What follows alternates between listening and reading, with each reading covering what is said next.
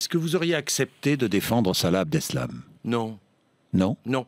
De la même manière que je n'aurais pas accepté de défendre Klaus Barbie.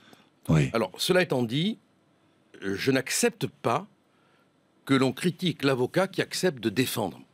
Parce Ouais. que Maître Berton. Maître Berton.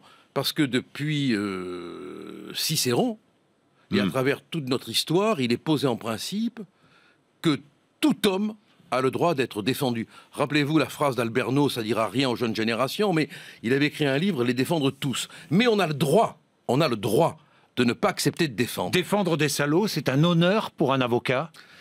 Ça veut rien dire, ça, défendre, Oui. défendre des salauds, c'est une formule. Bon, C'est une formule. Une formule, non.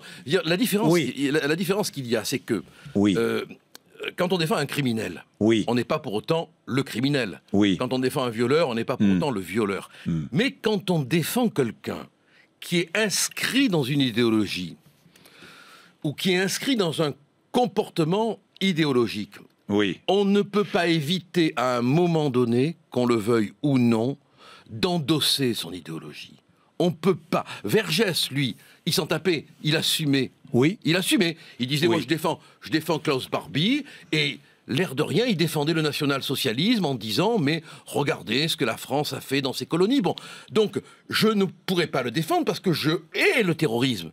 Je le déteste. Donc j'aurais été en antipathie fondamentale avec cet individu. Vous avez entendu ou lu ce qu'a dit Maître Berton.